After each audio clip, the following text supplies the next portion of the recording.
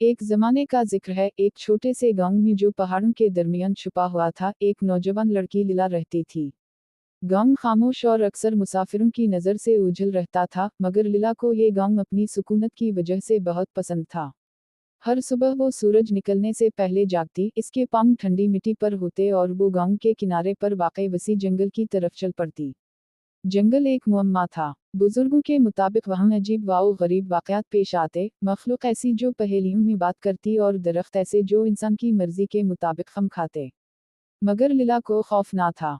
वो हमेशा से इस जंगल से अजीब सी वाबस्तगी महसूस करती थी, गोया वो उसे पुकार रहा हो। उसकी माँ अक्सर उसे मुतनब्बे करती रहती थी कि वो जंगल के अंदर ना जाए, मगर लीला की तजस्सुस इस तमाम एहतियात से कहीं ज्यादा थी। एक सुबह जब पहली किरणें पहाड़ों के ऊपर से चमक कर निकलीं, लीला ने जंगल में पहले से कहीं ज्यादा गहराई में जाने का फैसला किया। दरख्त इसके ऊपर बुलंद थे, उनकी टंकियां पुरस्रार और कदीम थीं, और शाखें इस तरह एक दूसरे में गईं कि आसमान तक दिखाई ना देता। वो घंटों चलती रही, जंगल की खूबसूरती और इसरार में महू, यहाँ तक कि वो एक खली जगह पर पहुंची। खली जगह के दरमियान में एक बड़ा बलूत का दरख्त खड़ा था, इसकी छाल एक गैर मामूली चमक से दमक रही थी। इसके नीचे एक छोटा सा साफ और शफाफ तालाब था, जो दरख्त की रोशनी को मुनकिस करता था। जैसे ही लीला पानी के किनारे पहुंची, एक आवाज आई, जो नरम और मीठी थी। क्या तुम सच्चाई की तलाश में हो, बेटी?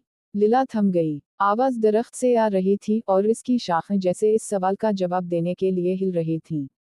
मैं सिर्फ समझने की कोशिश कर रही हूँ, लीला ने जवाब दिया, इसकी आवाज लरज रही थी।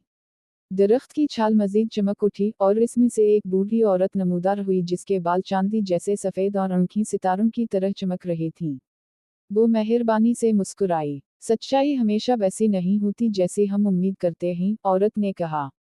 मगर तुम्हारे दिल में उसे तलाश करने की ताकत है। ये कहकर औरत ने लीला को एक छोटा सा पत्थर दिया जो नरम और गर्म था। ये तुम्हें रहनुमाई देगा जब वक्त आएगा। लीला वापस गांव लौट आई, मगर वो हमेशा के लिए बदल चुकी थी। जेब में पड़ा पत्थर तवानाई से तेज धड़क रहा था, जैसे कि ये उसे याद दिला रहा हो कि अभी बहुत सी बातें जानना बाकी हैं, और वो जो कुछ भी हो, इसका सामना करने के लिए तैयार थी। यूं गांव की खामोश जिंदगी जारी रही, मगर अब एक नौजवान लड़की थी जो जानने की दुनिया और जंगल की गहराई में छपे राजों के दरमियान चल रही थी।